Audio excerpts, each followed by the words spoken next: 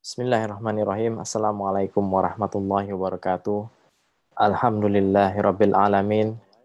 Nahmaduhu wa nasta'inuhu wa nastaghfiruhu wa na'udzubillahi min shururi anfusina wa min sayyiati a'malina. May yahdihillahu fala mudhillalah wa may yudhlilhu fala hadiyalah. Asyhadu an la ilaha illallah wa asyhadu anna Muhammadan abduhu wa rasuluh. Amma ba'd. Alhamdulillah, segala puji bagi Allah, Raja semesta alam, para pemirsa kajian Ba'da Subuh yang dirahmati oleh Allah Subhanahu wa taala. Kita bersyukur kepada Allah Subhanahu wa taala bahwa kita masih diberikan kesempatan untuk menghadiri majelis ilmu di waktu yang insya Allah diberkahi oleh Allah Subhanahu wa taala ini, Ba'da Subuh. Tidak lupa salawat dan salam kita sampaikan kepada Nabi kita, junjungan kita Nabi Muhammad SAW, atas risalah beliau yang menjadikan kita selamat, keluarga kita selamat dari ancaman neraka, insya Allah. Amin, amin, ya rabbal alamin. Telah hadir bersama kita Al-Ustadz Bapak Abdul Mun'im, yang Masya Allah dengan siap siaga mengisi kajian pada subuh Masjid Indonesia Frankfurt perdana ya setelah bulan Ramadan. Alhamdulillah, setelah 1 bulan penuh kita di bulan Ramadan, kini kita lanjutkan kembali. Tanda-tanda, salah satu tanda-tanda diterimanya amal ibadah puasa kita adalah keberlanjutannya amal soleh kita di bulan Ramadan, di luar bulan Ramadan. Dan insya Allah mudah-mudahan ini adalah salah satu tanda yang baik bahwa amal soleh kita diterima oleh Allah Subhanahu wa taala. Ya, insya Allah pada kesempatan subuh kali ini, insya Allah Pak Ustadz Abdul Mun'im akan menyampaikan sebuah tema yang berbunyi ilmu yang tidak diamalkan bagaikan pohon tak berbuah. Sungguh menarik sekali judulnya ini. Mudah-mudahan kita termasuk golongan yang memiliki ilmu. Ya, kalau belum punya ilmu mungkin belum masuk ke bab ini, maka insya Allah setelah memiliki ilmu, semua yang telah ilmu apapun itu, maka kita sekarang masuk kepada bab apakah kita mengamalkan ilmu yang kita miliki. Baik, tidak berlama-lama, untuk itu saya berikan kesempatan kepada Bapak Ustadz Abdul Mun'im untuk menyampaikan materinya, dan nanti kita lanjutkan dengan tanya jawab, insya Allah. Silakan Bapak Abdul Mun'im untuk mengaktifkan mic-nya dan kita simak bersama-sama kajian dari beliau.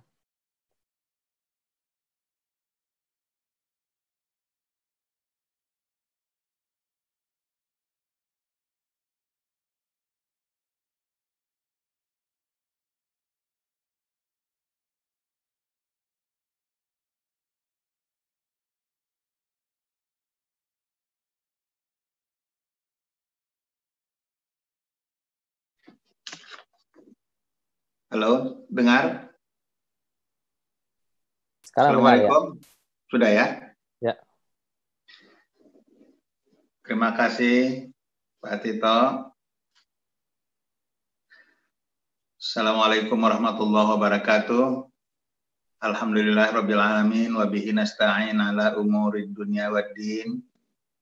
Asyhadu an la ilaha illallah wahdahu la syarikalah dzul judi wal karam.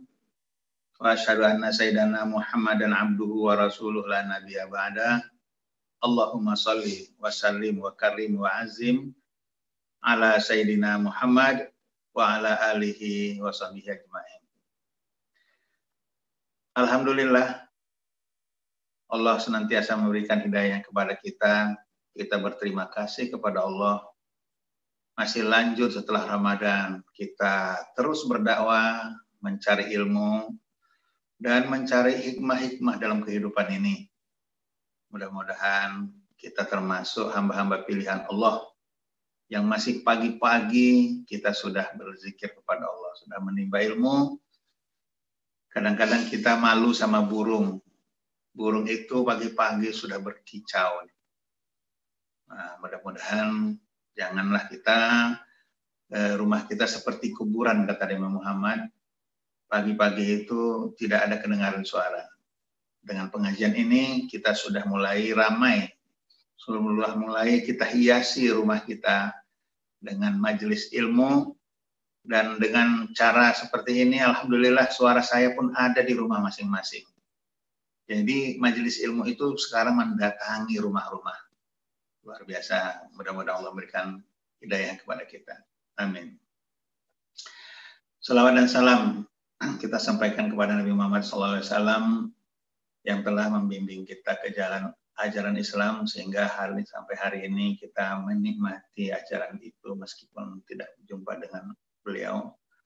Kita berharap mudah-mudahan beliau memberikan syafaatnya kepada kita. Amin ya rabbal alamin. Judul kita ini tentang ilmu yang tidak diamalkan seperti pohon yang tidak berbuah. Ini sebenarnya ada kaitannya dengan Ramadan. Yang seperti dibilang Pak Tito tadi, bahwa harus ada kelanjutan. Nah, dalam rangka kelanjutan bulan Ramadan ini, inilah dia tema ini. Apa kaitannya tema ini dengan bulan Ramadan? Kalau kita ketahui, salah satu nama bulan Ramadan itu adalah bulan pendidikan, Syahrut Tarbiyah. Jadi nanti saya mau membagi ceramah ini kepada 4 bab. Bab pertama kita membahas tentang memahami pengertiannya dulu. Yang kedua kita refleksi apa sebenarnya yang kita pelajari di bulan Ramadan, walaupun kita sudah tahu tapi kita sekedar refleksi aja. Kadang-kadang ada orang lupa apa yang sudah dipelajari bulan Ramadan karena kita mau melihat dari sisi pendidikannya ini. Yang ketiga, nanti kita membahas tentang bagaimana implementasi pengamalannya sesudah Ramadan ini seperti yang disampaikan Bapak Operator kita tadi. Dan yang terakhir kita bahas tentang penutupnya. Jadi jelas sekali ya, kita bahas satu-satu supaya jelas. Baiklah, seperti yang saya katakan tadi bahwa Ramadan ini termasuk Syahrut Tarbiyah, bulan pendidikan. Karena itu waktu Ramadan itu kita sekolah. Luar biasa ya. Sistem yang dibuat Allah dalam Islam ini, nggak ada agama lain seperti ini. Umat Islam secara menyeluruh tanpa melihat perbedaan usia, perbedaan kedudukan, dan perbedaan tempat, semuanya disekolahkan sebulan di dalam setahun. Nanti tahun depan sekolah lagi, tahun berikutnya sekolah lagi. Kalau saya mulai sekolah Ramadan ini mulai umur 4 tahun. Tapi waktu 4 tahun itu caranya puasa kalau lagi nggak tahan, makan, minum, nanti suruh lanjut puasa lagi. Begitu cara orang tua mendidik, Masya Allah. Sampai sekarang sudah umur 59. Terus sekolah Ramadan. Sekolah ini ada orang sekedar pokoknya sekolah, cari lulus saja. Ada yang kepingin mengejar nilai tinggi. Nah, kalau orang datang ke masjid, saya perhatikan banyak juga itu. Orang yang datang bertahun-tahun ke masjid, dia sedang merasa dia datang cuma ibadah aja. Sambil ngantuk-ngantuk, dengar pengajian, pulang dia udah merasa lega karena udah ngaji. Tapi kalau ditanya apa tadi yang dipelajari, nggak tahu. Nah, Ramadan ini bisa juga begitu. Kita padahal sekolah Ramadan ini. Kalau ditanya, apa sekolahnya? Ya nggak tahu. Sekolah ya? Iya sekolah kita. Apa pelajarannya? Apa ya? Nggak tahu. Nah, ini kita jelaskan. Apa pelajaran di bulan Ramadan? Belajar itu mau cari tahu, dari nggak tahu menjadi tahu. Bukan tahu tempe ya, tahu. Pengertian orang tahu itu, kalau dalam ilmu bukan sekedar tahu, misalnya, oh Pak Tito Itu namanya tahu. Tapi kalau ilmu itu sebaiknya kenal, lebih dari tahu. Kenal itu misalnya kalau tadi Pak Tito itu sekedar tahu, tapi Pak Tito itu siapa istrinya, berapa anaknya, kapan lahirnya. Sekarang dia aktif mengurus masjid dan pagi-pagi sudah diajaknya kita mendengarkan dakwah. Nah, itulah kenal sama Mas Tito. Berilmu itu pun sampai seperti itu. Kenal, tahu. Selalu saya gambarkan kalau saya mengajar di masjid, orang yang belajar itu ibarat membawa keranjang kosong belanja ke pasar. Nah, ketika di pasar diisinya lah keranjang itu, pulangnya berisi keranjangnya. Belajar itu pun seperti sekarang ini, didengar bukan sekedar didengar sambil ngantuk-ngantuk, sambil kerja-kerja yang lain, tapi konsentrasi penuh supaya terjadi transfer of knowledge, pindah ilmunya dari saya ke yang lain. Tapi bisa juga belajar ini bukan karena nggak tahu, kita sudah tahu, cuma dengan kita dengar lagi, memantapkan. Jadi saya pun sebenarnya bukan mengajari orang yang nggak tahu, bukan. Tapi namanya dakwah, posisinya memang sebagai guru yang mendengar dakwah, sebagai pelajar yang mendengarkan. Tapi bukan berarti yang belajar nggak tahu, karena udah sering kita pelajari tahu. Tapi yang penting konsentrasi, mendengar, dan nanti kalau ditanya apa kemarin yang dikuliahkan kuliah subuh, oh bisa, ini. Ingat benar kita, tahu betul kita. Bapak-bapak, ibu-ibu sekalian, masih oke ya? Saya nggak bisa kontrol karena memang melalui Zoom ini beda sama face to face. Kalau face to face saya bisa melihat jamaahnya lagi serius apa enggak. Jadi ini jamaah sendirilah yang harus menseriuskan diri supaya fokus. Ini kayak ini juga, ini kayak puasa juga ini. Kita sendirilah yang tahu kita puasa apa tidak. Orang lain nggak tahu, tapi Allah tahu. Nah ini pun saya nggak tahu apakah yang mendengar serius apa tidak, saya nggak tahu, saya nggak bisa kontrol. Karena ini seperti dengar radio aja udah, atau dengar TV tapi suaranya matikan sementara supaya jangan terjadi kebisingan. Baiklah. Jadi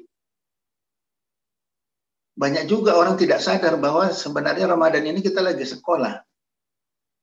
Sehingga setelah sekolah ya biasa-biasa aja dia.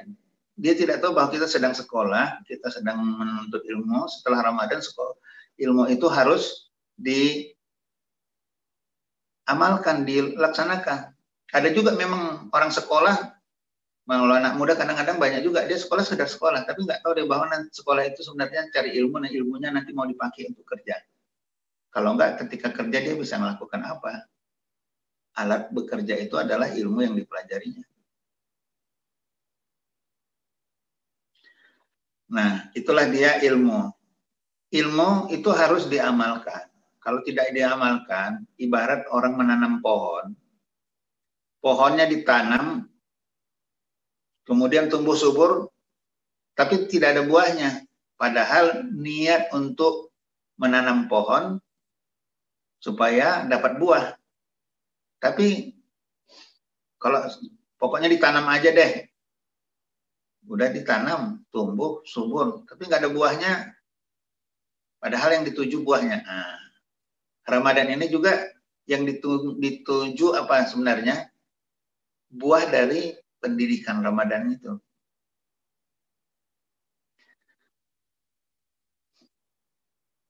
Ini sebenarnya berasal dari pepatah Arab ini. Al-ilmu bila amalin kasyajari bila samarin. Ilmu yang tidak diamalkan, al-ilmu bila amalin, ilmu yang tidak diamalkan, kasyajari bila samarin, seperti pohon yang tidak berbuah, samar buah. Jadi kalau tidak diamalkan, tidak ada buahnya. Ini kalau sama dengan anak juga ini ya, anak udah kita didik, kita besarkan, tapi dia nggak melakukan apa-apa sama kita. Jadi kita nggak bisa memetik buahnya, tapi paling tidak buahnya kalau dia jadi orang baik, alhamdulillah. Tapi kalau dia melakukan sesuatu yang baik buat kita merasa memetik buah. Nggak dipetik, pokoknya buahnya kita nikmati. Nah, Ramadan ini pun sekarang inilah kita lihat, kita masih berkelanjutan nggak dalam mengamalkan apa yang kita amalkan bulan Ramadan. Itulah dia buahnya. Sekiranya tidak berkelanjutan, berarti sekolah Ramadan itu udah selesai, sekolah untuk sekolah aja, tapi buahnya tidak terlihat. Jadi kita bukan sekedar ingin menanam pohon yang rindang, tapi pohon yang rindang itu ingin kita petik buahnya supaya kita menikmati hasil tanaman kita. Jadi ini sekarang clear ya, tentang ilmu yang tidak diamalkan seperti pohon yang tidak berbuah. Ramadan yang sudah dilaksanakan kalau tidak terwujud dalam kehidupan, berarti sama dengan pohon yang kita tanam, buahnya sekarang tidak kelihatan. Memang waktu sekolah itu udah dapat pahala kita kan, Ramadan itu sudah dikasih pahala. Nah, tapi akan lebih besar lagi pahalanya kalau Ramadan itu menjadi pola hidup, sikap yang ada di dalam diri kita. Nah, ada lagi pepatah Arab mengatakan al-ilmu fis sudur, la fis sudur. Ilmu itu ada di dalam dada, bukan di kertas. Banyak ilmu di buku, tapi belum dikatakan ilmu kalau belum pindah ke otak kita, belum pindah ke dada kita. Quran pun ada Quran 30 juz, tapi kalau belum kita pindahkan ke ingatan kita, belum jadi hafalan kita. Jadi ilmu pun kalau masih ada di luar diri kita, dia belum jadi ilmu kita. Ilmu itu menjadi milik kita ketika ada di dalam diri kita. Tapi ada ilmu tingkat 2 juga. Kalaupun tidak bisa kita simpan semua di dalam pikiran kita, dalam dada kita, memang nggak mungkin kapasitas menampung atau daya tampung, daya ingat kita kuat. Paling tidak kita tahu tempat cari. Kalau mau tahu ini, di mana ya? Nah, kalau saya sekarang terbantu sekali nih tempat cari itu. Di HP, di Google. Tapi nanti diklarifikasi lagi sama orang kalau kita ragu. Nah, tapi kalau udah pernah kita pelajari dulu, hanya untuk mengingatkan kembali, buka aja di Google, keluar dia. HP saya ini ada bahasa Arabnya, jadi kalau saya ketik misalnya tadi al-ilmu bila amalin, saya ketik dulu al-ilmu bila, terus keluar dia, klik, wah dapat lengkapnya. Itu tempat cari namanya. Sekarang pustaka kita udah pindah dari gedung pustaka yang besar ke tempat yang kecil di tangan. Ya Allah, ini memudahkan sekali dengan teknologi ini. Jadi ilmu itu tadi di samping yang pindah ke dalam pikiran dan hati kita, yang kedua kita tahu tempat cari. Makanya di selain al-ilmu fis sudur, la fis sutur, ilmu itu di dada bukan di kertas, tapi yang kedua al-ilmu fis sutur. Nah, ilmu fis sutur itu ilmu di kertas, artinya kita catat. Karena kita takut lupa, ingatan kita nggak begitu kuat nanti, kita catat sehingga ketika kita ingin mengetahuinya lagi, bisa kita lihat lagi. Nah, ini tadi udah tersimpan di pikiran atau tidak, atau udah dicatat ini tentang kalimat al-ilmu fis sudur la fis sutur. Atau tadi tentang judul al-ilmu bila amalin kasyajari bila tamarin. Jadi mari kita pindahkan supaya kita jadi berilmu. Kalau tidak, tadinya kita nggak tahu, sekarang sudah diberitahu, tetap tidak tahu lagi, berarti belum terjadi transfer of knowledge-nya. Nah, itulah tentang ilmu ya. Kita tadi pendahuluan ini pembukaan untuk memahami tentang judul. Apa maksud dari judul kita hari ini? Jadi kita sekarang masuk bab kedua tentang refleksi apa sebenarnya yang kita pelajari. Jadi ini sekarang sudah jelas ya, judul kita ini terkait erat dengan cerita Ramadan, pasca Ramadan. Setelah bulan Ramadan ngapain kita? Nah inilah kaitannya. Ibarat ilmu yang sudah dipelajari harus diamalkan. Hadirin sekalian, kita sekarang membahas refleksi tentang apa yang kita pelajari di dalam bulan Ramadan ini. Bulan Ramadan ini salah satu jenis ibadah yang ditentukan waktunya, ditentukan bulannya. Ada ibadah itu nggak ditentukan bulannya, tapi ditentukan waktunya. Apa itu? Sholat itu nggak ditentukan bulannya, tiap hari aja dia. Tapi ditentukan jamnya, waktunya. Kalau haji, ibadah yang ditentukan bulannya, ditentukan tempatnya. Kalau Ramadan ini ditentukan bulannya, tapi tidak ditentukan tempatnya. Kalau haji ditentukan bulannya, ditentukan tempatnya. Kalau sholat tidak ditentukan bulannya setiap hari dan tidak ditentukan tempatnya. Jadi ciri khas puasa ini ditentukan bulannya, tidak ditentukan tempatnya. Dan tidak ditentukan umurnya, siapa yang sanggup bisa saja. Dan materinya apa saja yang kita pelajari. Kalau sekolah itu kan ada silabus ya. Sekarang apa silabusnya? Paling tidak ada 4 yang kita pelajari. Pertama, belajar tentang fisik. Ingat ya, 4. Fisik, mental yang kedua. Yang ketiga, spiritual. Yang keempat, sosial. Kita bahas satu-satu.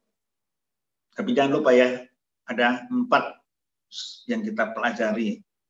Paling tidak. Yang 4 ini menyangkut seluruh aspek kehidupan kita. Targetnya apa? Nah, dalam silabus pendidikan itu selalu target. Kalau mau belajar ini, targetnya supaya tahu apa.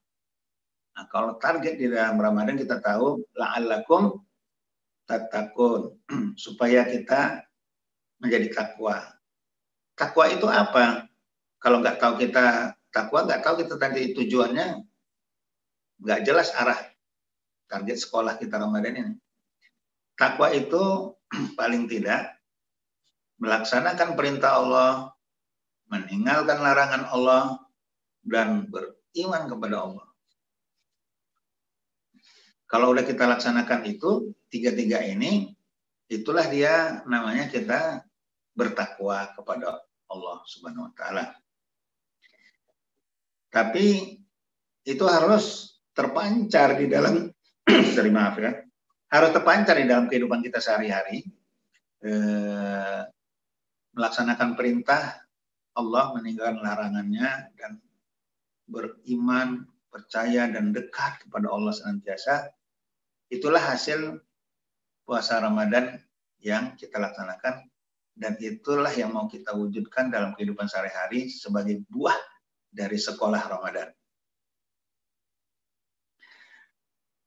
Kita bahas satu-satu tentang belajar fisik. Coba ya, secara fisik kita disuruh menahan makan dan minum dari terbit fajar sampai terbenam matahari. Kalau di Indonesia cuma 13 jam, kalau di sini kita 17 jam ya, lebih kurang ya. Pemirsa ada yang dari Medan, saya ada undang nih yang dari Medan, dari Jakarta, dari Inggris pun ada saya undang. Hadir nggak nih? Nggak tahu saya. Dari Majelis Ulama pun saya undang juga ini. Tapi nggak tahu ada yang mengikuti apa enggak. Teman-teman banyak saya, beberapa orang saya undang supaya mengikuti. Mudah-mudahan bisa kita share ya, ketemu lagi. Jadi latihan pertama, latihan fisik, tidak makan, tidak minum. Dari terbit fajar sampai terbenam matahari. Luar biasa. Kita ini di Jerman ada 4 musim ya, kadang-kadang berganti-ganti musimnya. Sekarang kita puasa lagi musim semi ya. Kalau di Indonesia lagi musim panas kabarnya. Berapa derajat sekarang? 38 ya. Panas di Indonesia. Kita ini panas dingin, kadang panas, kadang dingin.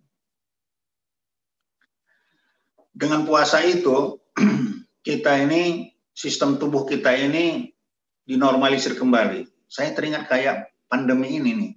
Dengan adanya pandemi ini, orang kan tidak bergerak, udara bersih, kayak menetralisir kembali keadaan bumi.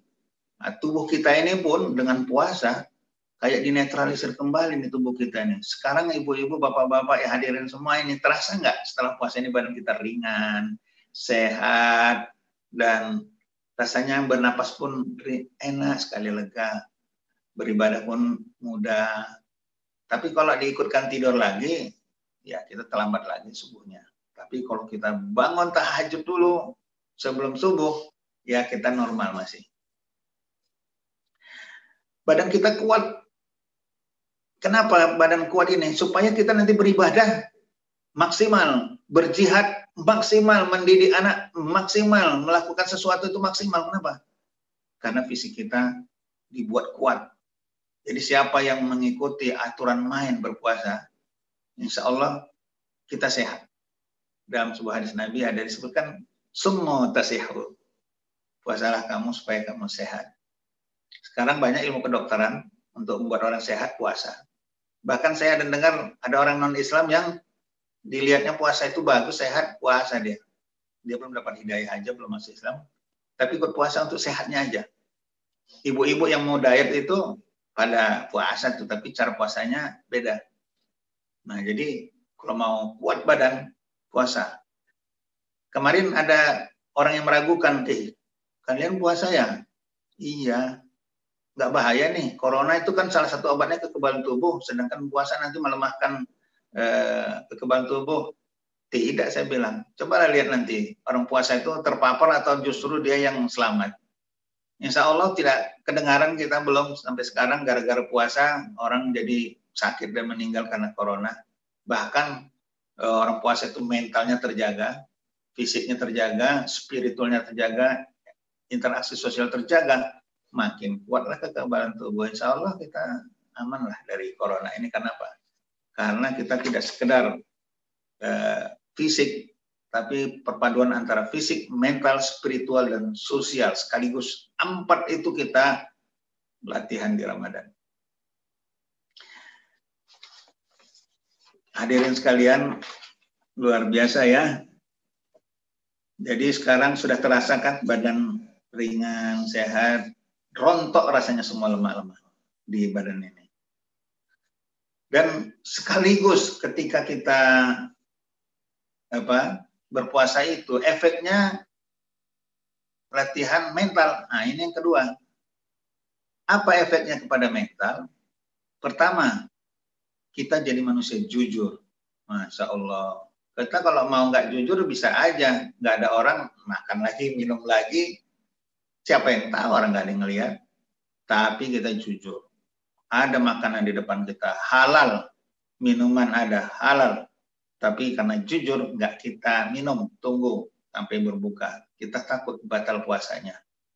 Setahun sekali, nanti bukan dapat pahala tapi dosa. Begitu, jujur. Nah, luar biasa kita dilatih jujur umat Islam ini. Sebulan sekali disekolahkan, sekolah jujur. Sekolah mental. Tadi kita udah cerita fisik ya, sekarang sekolah mentalnya. Dilatih jujur. Jujur kita semua, insya Allah, alhamdulillah. Nggak ada yang nipu-nipu. Udah minum, dilap-lap lagi bibirnya supaya kering. Nggak ada itu. Diam-diam makan, habis itu tunjukkan seolah-olah lemas-lemas depan orang, nggak ada. Tapi mungkin waktu muda-muda, kecil-kecil dulu, entah ada acting gitu, nggak tahu ya. Tapi kalau sudah dewasa, mana mungkin lagi kayak gitu. Pura-pura lemas, padahal udah baru makan. Pura-pura haus, padahal seolah-olah kering bibirnya, tapi dilap-lap, nggak ada lagi ya. Nah, kita juga latihan sabar. Walaupun sebenarnya kita kadang-kadang lemes juga, udah lapar, tapi karena sabar, kadang-kadang jadi nggak terasa lapar haus. Saya belakangan ini termasuk sekarang ini walaupun 17 jam kan baru tahun kedua saya puasa di Eropa ya, baru ini ngalami 17 jam puasa karena memang sabar, kemudian sibuk, cari kesibukan, nggak terasa lapar dan haus. Tahu-tahu udah masuk azan pun kadang-kadang masih sambil sibuk juga.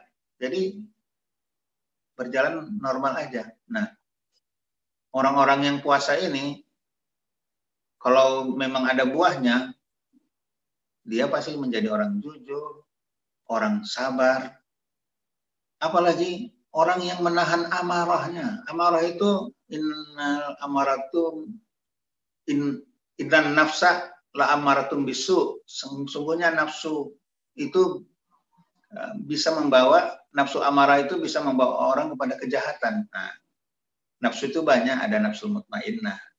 Tapi yang membawa kejahatan itu yang dekat kepada setan itu nafsu amarah. Di bulan Ramadan ini kita kan nggak marah. Kalau ada orang mancing-mancing supaya kita marah, kan ada ajarannya. Apa kita bilang? Ana shaum. Saya lagi puasa. Jadi diajak berantem pun sorry. Tuh menahan amarah luar biasa. Ini kalau setelah Ramadan kita tetap seperti itu, indah sekali lah manusia seperti itu. Jujur, sabar, menahan amarah. Apalagi puasanya. Ini puasa yang udah tingkat hawas kalau menurut Imam Al-Ghazali ya. Kalau puasa awam itu cuma menahan lapar haus, tapi puasa hawas itu udah selain menahan lapar haus, dia juga menahan nafsu dan panca inderanya dari hal-hal yang dilarang Allah. Jadi puasa juga ini, mentalnya pun puasa. Jadi lidah dijaga, mata dijaga, kuping dijaga. Biasanya mata itu kemana-mana melihat. Ini takut mengurangi pahala puasa, paling tidak mata pun berpuasa. Kuping juga biasa mau nguping sana nguping sini, dengar omongan orang nanti disampaikan lagi. Puasa, ana saum, saya puasa, kuping pun ditahan puasa. Kaki juga nggak sembarangan berjalan, biasanya kemana mau dibawakan. Ramadan tidak, nanti terganggu pahala puasa kita. Begitu juga nafsu seksual. Tidak boleh dilakukan saat puasa, tapi kalau sudah malam hari dibolehkan lagi. Tapi selama puasa kita harus tahan. Dan malam hari walaupun dibolehkan di jalan yang benar, yang halal. Orang puasa itu tidak bisa dendam. Kalau dendam, ya namanya puasa, mana mungkin orang puasa dendam. Nah, itu sebulan kita dilatih tidak dendam, pemaaf dan pandai berterima kasih, syukur kepada Allah. Masih banyak lagi mental-mental yang kita sekolah di bulan Ramadan itu kita dapatkan. Jadi jelas kan, tadi sekolah fisik sudah, sekolah mental sudah. Nah, sekarang ngapain lagi? Latihan spiritual. Cobalah lihat bulan Ramadan itu kita sholat kita 5 waktu, tepat waktunya kita usahakan. Sebelum waktunya kita sudah berzikir, sudah sholat sunat. Sekarang aja kita yang di daerah merah, zona merah, coronanya nggak bisa kita ke masjid. Kalau nggak kita udah di masjid, udah iktikaf, Masya Allah. Spiritual kita tuh sangat meningkat. Terdidik benar, kita iktikaf, kita banyak sholat sunat, kita baca Quran, biasanya jarang nyentuh Quran, ini khatam Qurannya. Bahkan ada yang menambah hafalan Quran, ada yang belajar Al-Quran, ada yang mentadabburi Al-Quran, menghayati maknanya secara dalam, merenung sebagai refleksi dari maknanya, kita baca terjemahnya, kita baca tafsirnya. Apalagi ada yang bisa baca dengan tajwid yang baik dan dengan lagu. Misalnya, A'udzubillahi minasyaitonirrajim. Bismillahirrahmanirrahim. Alif Lam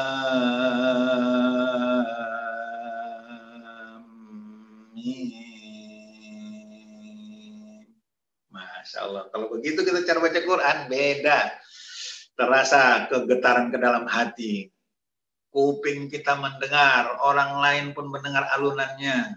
Beda dengan baca biasa ya. Itulah kita. Ada orang yang waktu Ramadan tuh biasa-biasa aja dia tentang Al-Quran. Ada yang beda karena lagi sekolah. Kemudian sholat taraweh, Masya Allah, ada yang 11 rakaat sama witirnya 8-3, ada yang 22 melaksanakan sholatnya, ada yang 4 rakaat plus 3, ada yang 23 rakaat, ya kan, ada 20 plus 3, 22 rakaat, ada yang 33, macam-macam. Dan ada yang baca surat-surat pendek aja, ada yang satu malam 1 juz. Wah, luar biasa. Kemudian masih ada lagi yang nambah dengan tahajud, qiyamul lail. Kalau 10 hari terakhir Ramadan, Masya Allah, rasanya dekat sekali, takarub. Nah, saat itu kita melakukan takarub. Takarub tahu ya? Qarib, artinya dekat. Dekat dan dekat, kayak bermesraan, kayak bercinta sama Allah, berdialog, ya Allah. Berzikirlah aku, ya Allah. Aku adalah hamba-Mu. Aku sekarang datang kepadamu, ya Allah. Meminta ridho-Mu, ya Allah. Tanpa ridho-Mu, apalah artinya hidup ini, ya Allah. Aduh, mesra sekali sama Allah di bulan Ramadan. Ya Allah, karena anugerah-Mu lah aku bisa hidup sampai saat ini. Karena hidayah-Mu lah aku mau mendekati-Mu, ya Allah. Aku bisa membaca Quran, ya Allah. Aku suka bergaul sama orang-orang soleh, ya Allah. Kita takarub sama Allah, dekat sekali. Bermunajat, ya Allah. Jadikanlah hidupku ini hidup yang berarti, ya Allah. Tidak hanya untuk diriku, tapi juga untuk orang lain. Itu berdialog. Sambil berdoa kita, dan banyak-banyak yang panjang-panjang. Jangan, Allah itu kan tidak seperti manusia. Manusia kalau makin banyak kita minta, makin jengkel dia, kesel dia, ya benar ya. Tapi kalau Allah, senang makin banyak kita minta. Kenapa? Allah Maha Kaya. Sombong katanya kita nih, kalau mintanya dikit aja. Kita dengan alasan, kok rewel minta banyak. Sama Allah itu justru kita dibilang sombong kalau kita mintanya dikit. Nah, kita minta yang banyak sama Allah. Kita sujud pun lama-lama sama Allah, berzikir yang banyak. Kita berdialog, menangis. Rasanya kita semakin soleh bulan Ramadan ini. Tempat kunjungan kita pun masjid. Sekarang kalaupun tidak ada masjid karena ditutup, kita buat masjid di dalam rumah. Banyak orang ambil inisiatif selama Ramadan, dibuatnya satu tempat yang dijadikan itu musola. Disitulah mereka baca Quran, beribadah di antara pojok rumahnya atau salah satu kamarnya. Urusan dunia ini dibagi dulu supaya konsentrasi ke akhirat. Bahkan ada orang yang ngambil cuti sengaja bulan Ramadan supaya dia nggak sibuk kerja di Ramadan, dia mau sibuk takarub dekat kepada Allah. Nah, itu latihan spiritual. Kemudian latihan sosial.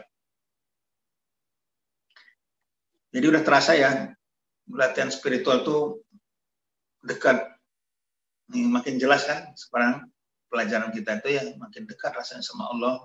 Sekarang kita sudah tidak Ramadan, ya seharusnya kedekatan sama Allah itu tidak menjadi longgar lagi, tetap. Nah, kemudian latihan sosial. Ya Allah, Ramadan itu memang kita bersilaturahim ya, ketemu yang jarang-jarang berjumpa tiap hari ketika salat tarawih terutama.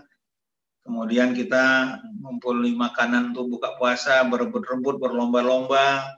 Saya kagum sekali, udah saya ceramahkan juga tuh, saya rekam, saya kirim kemana-mana. Ibu-ibu di Frankfurt itu dibantu bapak-bapaknya itu masak sendiri, belanja sendiri, ngantar sendiri ke masjid. Ada yang jam 3 malam untuk sahur diantar naik kereta api berpuluh-puluh kilometer, rela. Wah, luar biasa sekolah sosial kita itu ya. Kemudian saling bermaafan kita sebelum Ramadan pun kita saling bermaafan, luar biasa. Bahkan di Jakarta itu ada kecenderungannya sebelum Ramadan orang ziarah ke kubur lagi. Orang yang udah meninggal pun didatangi, dihormati, ziarah ke tempatnya. Luar biasa ini. Kemudian kita berempati sama anak yatim miskin. Coba mereka lapar, kita pun lapar juga waktu itu. Kemudian kita, nah sekarang di masa corona ini ada model lagi, karena kita udah mengumpulkan makanan nggak jadi dilaksanakan. Allah udah catat sama dengan jadi tuh, karena berbuat baik itu kan seperti itu. Niat aja berbuat baik belum dilaksanakan itu sudah sama pahalanya dengan berbuat baik. Kalau dilaksanakan niat baiknya dikalikan 10. Kalau Ramadan kali 70 sampai ke 700. Aduh, luar biasa. Nah, jadi kita kemarin udah mencatatkan mengumpul makanan, nggak jadi, itu sudah sama dengan jadi. Tapi ada yang berinisiatif tetap terlaksana. Ya, di antara jemaah kita ada yang ngambil inisiatif, dia masak sendiri, belanja sendiri, terus diumumkan, saudara-saudara siapa yang mau buka puasa, nanti tanggal sekian ada saya siapkan di rumah, silahkan datang. Wah, pada berbondong-bondong orang karena rindu makan Indonesia, karena itu suasana yang khusus yang ditunggu-tunggu, pada berdatangan ngambil, termasuk saya juga tuh. Tapi berkembang jadinya, ada yang datang, aku kepingin juga buat kayak gini, tapi aku nggak bisa masak. Boleh nggak titip? Oh boleh, kata ibu itu. Jadi diumumkan lagi ada makanan, tapi uangnya dari si anu ibu yang masak. Pada datang lagi, alhamdulillah. Nah, bahkan ada yang lain lagi, uangnya sudah ada, yang masak sudah ada, tapi dia kepingin juga. Kalau gitu aku bawa yang udah jadi aja ya, katanya. Nah, dibawa. Jadi buka puasanya yang disiapkan itu bertambah lagi, jadi lengkap. Luar biasa. Terakhir lebih 100 porsi itu. Inilah kegiatan sosial kita, kompak kita, saling menyayang kita. Nah, karena pahala orang yang membukakan puasa sama dengan orang yang berpuasa. Kali sekian banyak yang makan itu, sekian banyak dapat kita. Pelatihan sosial kita bagus sekali. Nah, seharusnya kita punya ilmu yang hebat tentang hubungan sosial ini. Nggak ada saling membenci, nggak ada saling marah, saling memaafkan, nggak ada sangka buruk, nggak ada curiga mau wah si ini barangkali mau ini sama saya. Itu kan sangka buruk namanya. Kadang-kadang kita nyesal belakangan, kita kira orang menduga-duga orang ini nggak baik sama saya, padahal baik banget itu. Nggak ada. Pikiran yang kita pikirkan tentang orang kadang-kadang tidak ada dalam pikiran orang. Kita aja menduga-duga dia pikirannya negatif tentang kita, berarti nggak pernah mikir sama kita, berdosa kita. Itu namanya suuzon itu. Sering sekali kadang-kadang kita ini menduga-duga orang mungkin nggak suka sama kita. Padahal nggak ada dalam pikiran itu. Kita aja mengada-ngadakan sendiri. Tapi akhirnya kita rugi sendiri. Ujung-ujung kita lihat nggak ada orang itu seperti yang kita duga. Baik, benar dia. Nyesal kita. Nah, yang kayak gitulah kalau kita minta maaf, benar-benar kita bilang, maaf ya aku dulu suuzon, ternyata Anda baik sekali tidak seperti yang saya duga. Saya yang salah duga. Nah, ternyata Anda orang baik. Karena itu hilangkan suuzon ini supaya kita jangan salah sangka. Karena prasangka itu bagian dari dosa. Inna ba'dadh-dhanni ismun. Sebagian dari prasangka itu ism, dosa. Wala tajassasu. Jauhilah, jangan mencari-cari kesalahan orang. Nah, jadi sudah lengkap ya refleksinya paling tidak ada 4 hal. Fisik, saya ulangi lagi, masih ingat semua hadirin ya, fisik, mental, spiritual, dan sosial. Oke, kita sekarang masuk bab 3 karena sudah berapa menit nih? 45 menit. 40 menit sudah. Oke. Tinggal sedikit lagi nih. Berarti 10 menit lagi udah bisa diselesaikan. Setelah itu mau tanya jawab silakan ya. Yang bab ketiga ini tentang pengamalan. Nah, ini buahnya. Tadi ilmunya, sekarang buahnya. Suksesnya Ramadan itu kalau berkelanjutan, itu kata operator kita Bapak Tito tadi. Kalau nggak berkelanjutan, nggak berbuah tanaman kita. Banyak juga orang Ramadan ini kalau udah Ramadan, udah seperti biasa lagi dia. Di suasana Ramadan itu udah selesai. Saya tadi berpikir juga, mengapa Allah masih menganjurkan kita lagi puasa 6 hari lagi setelah Ramadan? Jangan-jangan begini, begitu kita selesai Ramadan, rasanya udah nahan diri selama sebulan, merdeka, lupa kita, supaya kita tetap ingat. Nah, dianjurkan, tapi sifatnya sunat, nggak diwajibkan lagi. Yang mau berpuasa 6 hari lagi setelah Ramadan, ayo puasa. Mungkin supaya jangan kebablasan. Kadang-kadang kan orang euforia, sudah Ramadan bebas gitu kan, hilang suasana Ramadan. Tapi Allah menganjurkan supaya tetap kita keep suasana Ramadan itu, ayo puasa lagi 6 hari. Hadiahnya luar biasa, sama dengan pahala setahun berpuasa, ya Allah. 6 sebulan berpuasa aja udah begitu terasa berat lah ya.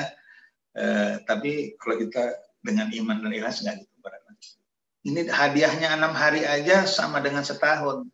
Nah, mudah-mudahan tidak ada yang lupa kita ya. Ada yang udah mulai itu, begitu hari Minggu tuh kan haram berpuasa 1 hari aja haramnya, Idul Fitri. Hari Senin udah ada yang mulai itu puasa 6, puasa Syawal ya. Nah, saya karena banyak tamu, terus ada acara-acara, niatnya besok. Tadi hari ini pun mau mulai puasa, masih ada lagi acara. Tapi nggak apa-apa, pokoknya selama bulan Syawal 1 bulan masih ada waktu. Nah, walaupun tidak runut 6 hari paket kelang-kelang nggak apa-apa. Ada juga yang nanya, dia kira batal kalau kita nggak sekaligus 6 hari. Enggak. Pokoknya selama 6 kali puasa itu ada di bulan Syawal, dia kategori masih puasa Syawal. Bahkan menurut sebagian ulama, bisa diniatkan misalnya kita waktu itu ada puasa kita yang tinggal mau ganti puasa, pas kebetulan waktu itu hari Senin kita niatkan juga puasa Senin boleh, terus puasa Syawal sekaligus boleh, karena pekerjaan yang wajib bisa ditambahkan niat yang sunat-sunat. Begitulah sebagian ulama berpendapat. Jadi 3 in 1, 1 puasanya tapi dapat 3, 1 mengganti, 1 puasa Senin atau puasa Kamis, 1 lagi puasa Syawal. Masya Allah. Jadi supaya berbuah pohon Ramadan kita, supaya berhasil Ramadan kita itu, apa yang terjadi di bulan Ramadan itu kita sudah takarruf dan sebagainya, yang 4 hal itu. Nah, sekarang kita amalkanlah setelah Ramadan, sampai ketemu Ramadan berikutnya kita dicas lagi sama Allah. Itulah kira-kira gambaran judul saya ini sudah bisa sampai ya kepada maksud yang mau saya sampaikan.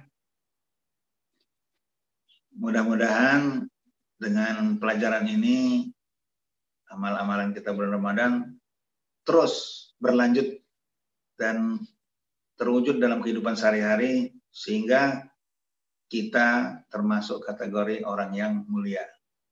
Allah berfirman dalam surat Al-Mujadalah ayat 11, Bismillahirrahmanirrahim, Yarfa'illahu allazina amanu minkum wallazina utul ilma darajat. Wallahu bima ta'maluna khabir.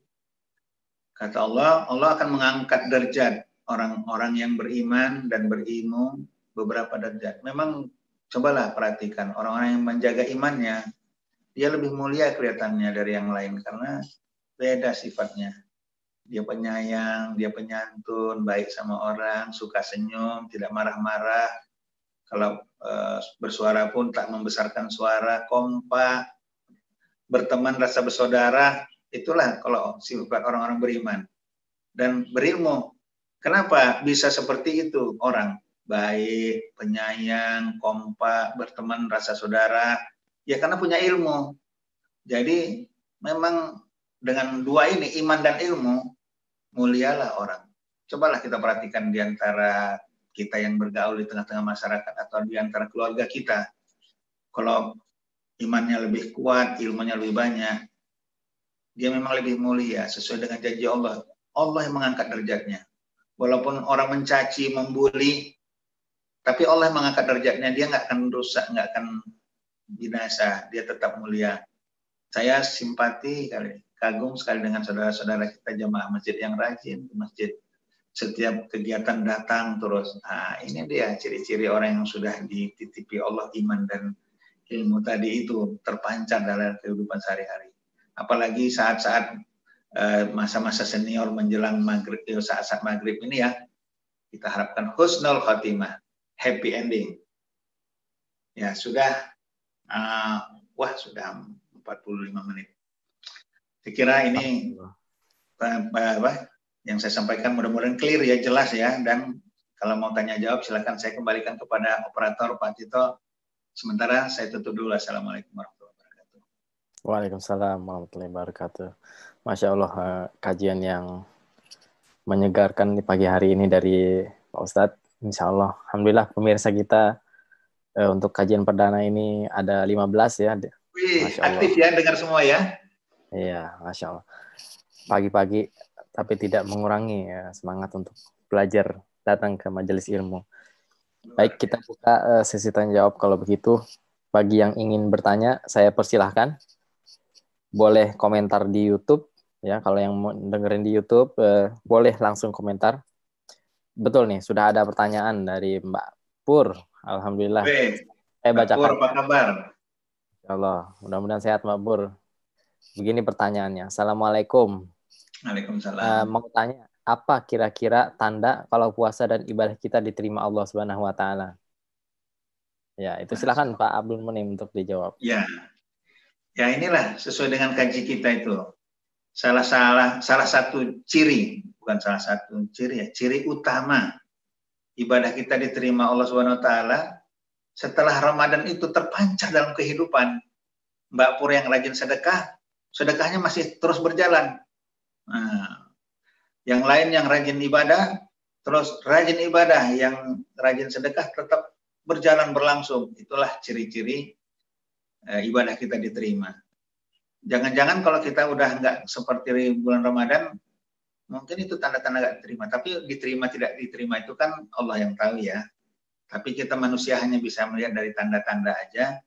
Karena memang salah satu menurut berbagai kalangan ulama mengatakan salah satu ciri dari diterimanya amal ibadah kita itu kehidupan kita setelah Ramadan terpancar seperti apa yang kita lakukan bulan Ramadan.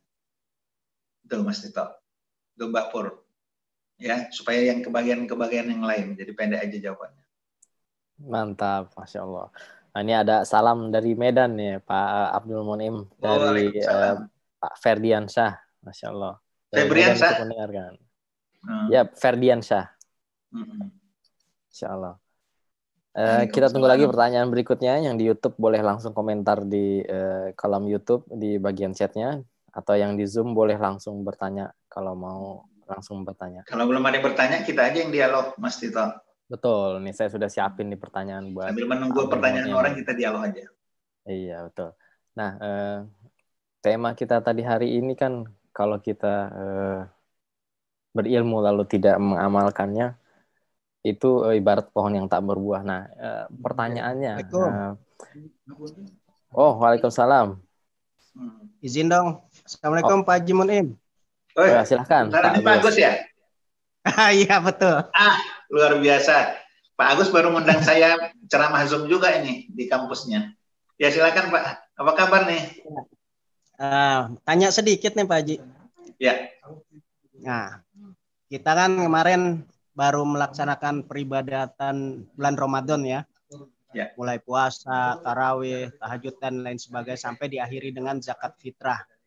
Ya. Dan mungkin di bulan Syawal hingga Zulhijjah itu mungkin masih terasa Ramadannya. Tapi pada bulan-bulan lain kadangkala masih banyak manusia itu lupa. Nah, model ngecasnya itu agar teringat kembali sehingga peribadatan di bulan Ramadan itu tidak sia-sia. Gimana cara apa atau kiat-kiatnya Pak Haji seperti itu? Kiat-kiatnya ya, oke. Kiat-kiatnya karena kan bulan Ramadan 1 bulan, lalu Syawal mungkin masih membekas, sampai Zulhijjah itu masih membekas. Tapi ketika masuk sudah bulan Rabiul Akhir, itu sudah mulai lupa lagi. Nah, kira-kira kiat-kiat agar ketemu Ramadan berikutnya kita juga masih tetap konsisten, istiqomah. Karena kan ada hadis dari Bukhari, amalan yang baik itu istiqomah walaupun sedikit ya. Nah, istiqomah ini yang memang menjadi kebiasaan kita agar tetap terlaksana gitu, Pak Haji. Terima kasih, Pak Haji. Assalamualaikum. Luar biasa. Waalaikumsalam. Ini pertanyaannya bagus sekali nih. Kita ambil logika aja jawabannya ya. Kalau orang yang lagi lapar, makannya sedikit, belum kenyang ya kan, tapi udah lega. Leganya sebentar, lapar lagi karena makannya sedikit. Jadi belajar pun begitu. Kita kurang ilmu, ketika belajarnya sedikit sambil ngantuk-ngantuk, malas-malasan, ya setelah kita belajar dapat ilmu sedikit lupa lagi. Jadi jangan-jangan kenapa orang ngecasnya itu cuma sebulan tahannya, padahal Allah menyiapkan setahun, 11 bulan. Sebulan bersekolah untuk 11 bulan, tapi kenapa ngecasnya sebulan? Jangan-jangan ketika Ramadannya tak maksimal, jadi efeknya cuma sebulan.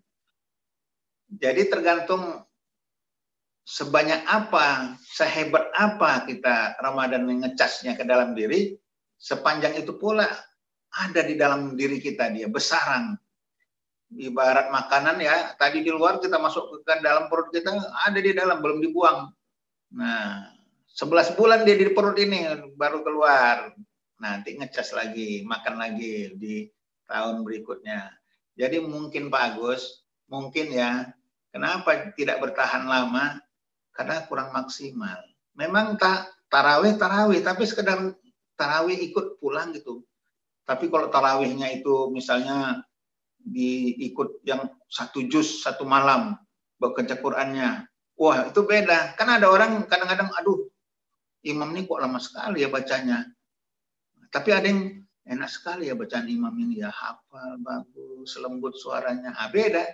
Jadi jemaah yang di belakang lama sekali pun imamnya, kok panjang-panjang, yang pendek-pendek aja ada yang dong kenapa panjang-panjang. Mungkin itu yang cuma ngecasnya sebulan. Tapi barangkali model Pak Agus enggak. Waduh, enak sekali nih imam ini ya. Bahkan kadang-kadang, di masjid sana imamnya enak, didatangi lagi. Kemudian pulang pun masih kembali di rumah, di atas sajadah masih nangis-nangis sama Allah. Ya Allah, terima kasih ya Allah. Nah, syukurnya luar biasa. Nah, yang kayak gitu ini, yang seperti ini mungkin daya casnya itu bisa sampai 11 bulan. Nah, itulah yang namanya istiqomah, konsisten. Istiqomah itu kan konsisten ya. Continue, tidak hanya hari ini, tidak hanya kejutan-kejutan sifatnya, tapi permanen. Ya, alhamdulillah tuh aktivis-aktivis masjid itu salah satu cirinya orang-orang yang punya istiqomah permanen. Dalam kondisi apapun dia sabar, berjuang, berdakwah terus nih. Kayak saudara kita nih, Pak Tito kita ini ya kan, orang yang sabar, berjuang, berdakwah, ngajak orang. Ini kita diajaknya kita pagi-pagi di sini. Mas Agus kami masih pagi nih, baru subuh ini. Diajaknya kita di sini. Ya Pak Haji, masih ba'da subuh ya? Iya, jam sekarang kami ini jam 5.30 masih. Kalau di sana udah siang ya? Ya, di sini 10:30. Nah, mudah-mudahan memuaskannya Pak Agus ya. Ini logikanya aja gitu. Kalau ngecasnya dikit, ya daya tahan baterainya sedikit lah. Macam HP juga. HP kalau kita cas sebentar lagi udah lowbat lagi. Tapi kalau cas full, tahan dia sekian jam. Nah, jadi mudah-mudahan ini jadi pelajaran artinya kita. Ya, Haji, sorry. Artinya kita kiatnya itu di bulan Ramadannya ya? Iyalah, karena ini kan refleksi efek dari Ramadan itu. Oke. Baik. Terima kasih Pak Haji. Ya, tapi satu lagi, selain itu bagaimanapun ada hidayah Allah itu. Kalau Allah nggak ngasih hidayah, bagaimanapun kita, ya nggak akan kuat iman kita, nggak akan hebat ibadah kita. Karena itu selain berusaha sekolah di bulan Ramadan, kita berdoa terus, berharap, memohon kepada Allah supaya selain usaha yang kita lakukan, Allah memberikan hidayahnya. Kombinasi dari dua inilah membuat orang istiqomah. Amin. 24 jam dan sepanjang tahun. Oke. Amin. Terima kasih Pak Haji. Kita tunggu Januari ya Pak Haji ya. Ya, insya Desember saya pulang. Kita gabung lagi di sana ya. Kita mainkan dakwah di Indonesia, seluruh Nusantara. Kita keliling nanti Ya. Pak Agus. Keliling masjid ya. Siap. Ya, makasih Pak Haji. Assalamualaikum. Waalaikumsalam. Ya, kembali Mas Tito. Ya, Masya Allah. Terima kasih Pak Agus atas pertanyaannya dari Indonesia. Mungkin terakhir nih Pak Abdul Munim sebelum kita tutup pertanyaannya. Wah, ini dari Nindi dan Tisa di Gisen. Ya. Bismillah, Assalamualaikum. Pak Ustadz, saya ingin bertanya, yang manakah yang lebih utama, menyibukkan diri dengan mengamalkan ilmu atau menambah ilmu? Jazakallah khairan, Pak. Ya, jadi mana yang lebih utama nih, Pak Ustadz? Kalau ilmu, ini ya, benar nih, pertanyaan ini bagus ini. Ada orang ilmu untuk ilmu, tapi ada ilmu untuk diamalkan. Maksud ilmu untuk ilmu apa? Orang belajar supaya tahu aja udah. Tapi itulah namanya pohon yang tak berbuah itu. Nah, pohon yang berbuah itu udah dapat ilmunya, diamalkannya. Jadi kalau dikatakan mana yang lebih utama, bukan yang lebih utama, dua-dua utama, tapi yang lebih mana yang duluan? Ya tentunya belajar duluan. Tanpa belajar bagaimana mengamalkan sesuatu. Kita nggak tahu, misalnya yang ada seseorang mau ditanya, Anda mau kemana? Nggak tahu. Nah, kalau nggak tahu, ya nggak ada cerita. Tapi kalau Anda mau kemana? Saya dari Frankfurt mau ke Perancis. Jelas. Tapi untuk bisa ke Perancis kan harus punya ilmu juga bagaimana cara naik kendaraannya, nanti di sana bagaimana, di mana tempat nginapnya, jalan-jalan dan sebagainya. Itu kan ilmu. Kalau nggak ada ilmu, kita berangkat aja. Mungkin naik kendaraan aja udah salah. Nanti sampai di sana bingung mau kemana. Nah, jadi tidak mungkin amal tanpa ilmu. Tapi kalau ilmu tanpa amal juga sesat jadinya. Ada juga orang berilmu tapi tidak diamalkan. Tapi ada orang beramal tapi tidak pakai ilmu, cuma ikut-ikutan aja terus menerus sampai tua ikut gitu. Karena jadi tanya kenapa begitu, nggak tahu, pokoknya begitu deh. Nah, jadi itu namanya amal tanpa ilmu, ilmu tanpa amal. Jadi kedua ini saling terkait dan terhubung, sama-sama pentingnya. Tidak mungkin ada amal kalau nggak ada ilmunya, apa yang mau diamalkan. Tapi apalah artinya ilmu kalau tidak diamalkan. Jadi dua-duanya ini sama-sama perlu, tapi kalau mana dikatakan yang duluan, ya tentunya ilmunya yang duluan biar bagus amalnya. Saya kira itu ya, Mas Tito, Nindi. Baik, Masya Allah. Terima kasih Nindi dan Tisa di Gisen atas pertanyaannya. Ya, berhubung waktu sudah lewat, mungkin kita cukupkan sampai di sini ya. Kalau kita kasih banyak-banyak nanti nggak penasaran. Kalau penasaran, insya Allah kita ketemu lagi, insya Allah besok. Di waktu dan channel yang sama, insya Allah kita lanjutkan kembali. Pengumuman menyusul insya Allah, tapi kita akan konsisten. Mudah-mudahan Allah berikan taufik dan hidayah buat kita semua untuk istiqomah melakukan kajian ba'da subuh ini. Jazakallah khairan kasiron kepada Bapak Ustadz Abdul Munim atas waktu dan ilmunya ya. Kita cukupkan sampai di sini. Mari kita tutup bersama-sama dengan membaca Alhamdulillah Rabbil Alamin. Lalu kita istighfar 3 kali. Astaghfirullahalazim, astaghfirullahalazim, astaghfirullahalazim. Kita berdoa dengan membaca doa penutup majelis. Subhanakallahumma wa bihamdik, asyhadu an la ilaha illa anta, astaghfiruka wa atubu ilaik. Sekali lagi terima kasih semua pemirsa semua yang beriman. Mudah-mudahan Allah memberkahi kita semua. Wassalamualaikum warahmatullahi wabarakatuh. Waalaikumsalam.